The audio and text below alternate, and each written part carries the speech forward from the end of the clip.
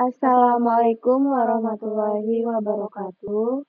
Jadi di sini kami akan mempresentasikan dan menjelaskan tentang perbedaan machine learning dengan program tradisional. Nah, di sini tuh untuk memahami pendekatan perbedaan dalam pembuatan program cerdas.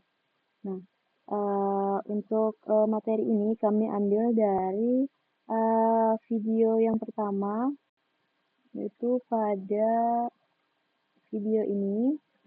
Nah, di video perbedaan machine learning dengan program tradisional machine learning episode 1. Sebelum itu, saya akan memperkenalkan diri dan anggota kelompok saya. Saya ketua kelompok. Nama saya Nurwanda Aulia.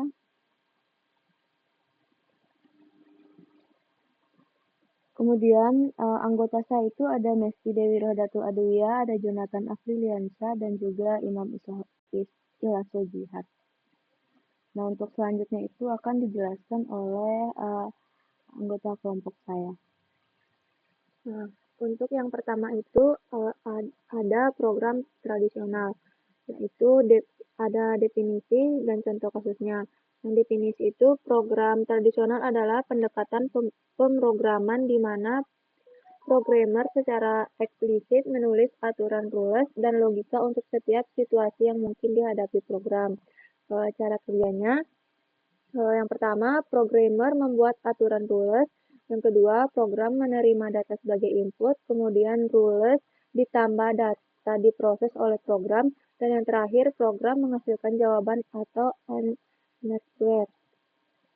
Untuk contoh kasusnya yaitu kalkulator, programmer mendefinisikan rumus matematika secara eksplisit.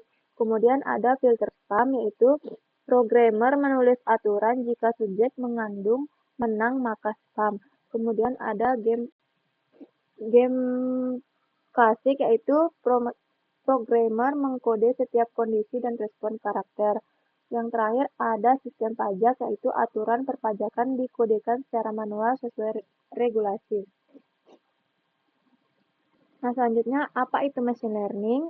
Machine learning adalah cabang kecerdasan buatan AI, di mana sistem belajar dari data dan pengalaman sebelumnya untuk menemukan pola, lalu membuat aturan atau rules secara otomatis tanpa diprogram secara eksplisit. Cara kerjanya yang pertama yaitu sistem menerima data sebagai input, kemudian sistem menerima answer atau label hasil sebagai input, kemudian ada algoritma ML memproses data plus answer, yang seterusnya ada sistem menghasilkan rules secara otomatis. Kemudian ada contoh kasusnya yaitu deteksi wajah, model belajar dari ribuan foto untuk mengenali wajah secara otomatis. Ada filter spam ML, sistem belajar dari contoh email spam dan bukan spam. Kemudian ada rekomendasi musik, yaitu algoritma belajar dan dari kebiasaan mendengarkan pengguna. Dan yang terakhir ada diagnosis medis, yaitu model belajar dari data pasien untuk memprediksi penyakit.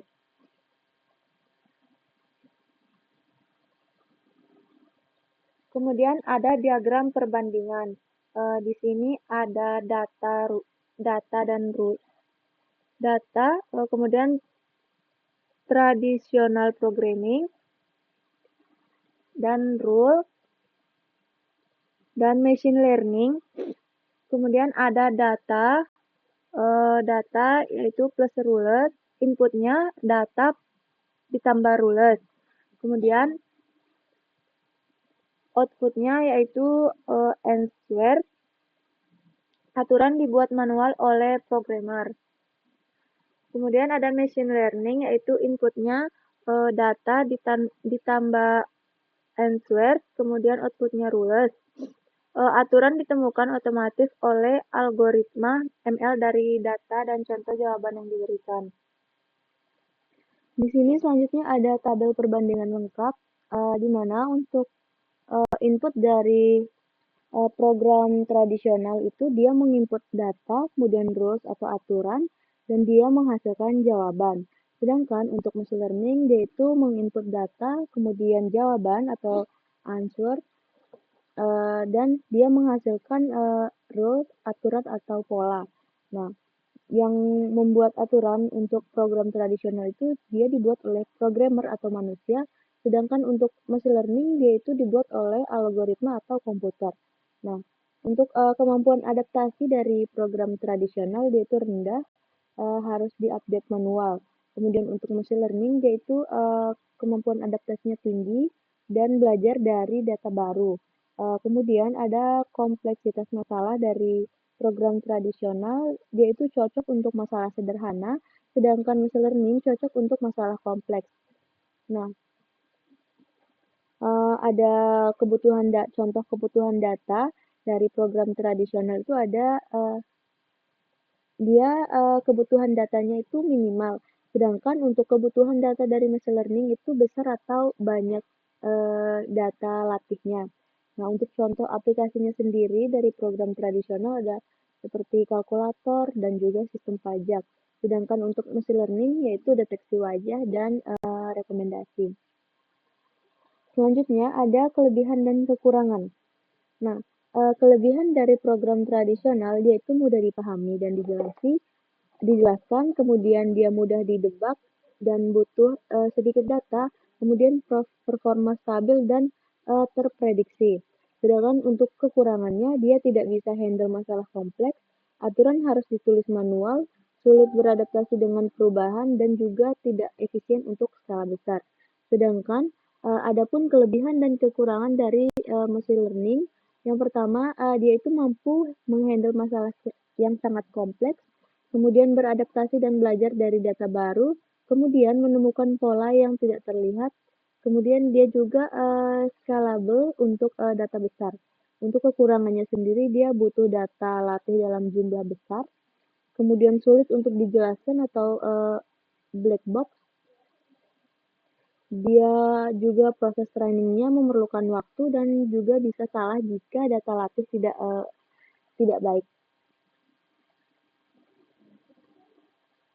Nah, selanjutnya, kapan sih kita bisa menggunakan program tradisional dan program machine learning?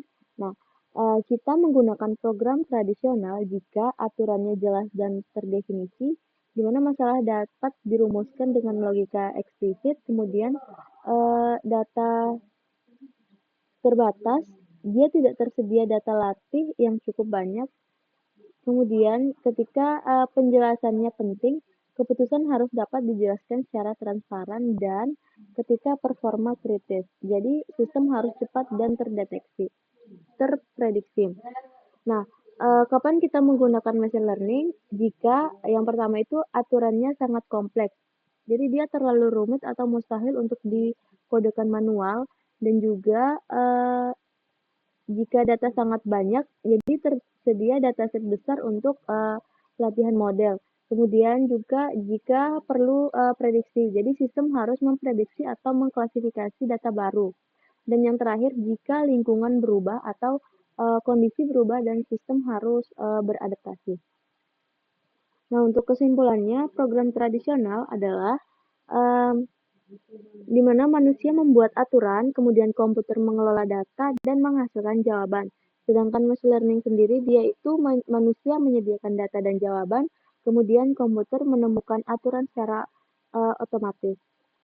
Untuk keduanya itu penting, kenapa? Karena pilihannya tergantung pada kompleks masalah, ketersediaan data dan kebutuhan sistem. Nah, untuk masa depan, machine learning semakin dominan untuk masalah kompleks, namun program tradisional tetap relevan juga. Nah, untuk penjelasan dari materi ini mungkin cukup sampai di sini. Mohon maaf apabila ada kekurangan dan salah kata. Wabillahi taufiq wal hidayah. Wassalamualaikum warahmatullahi wabarakatuh.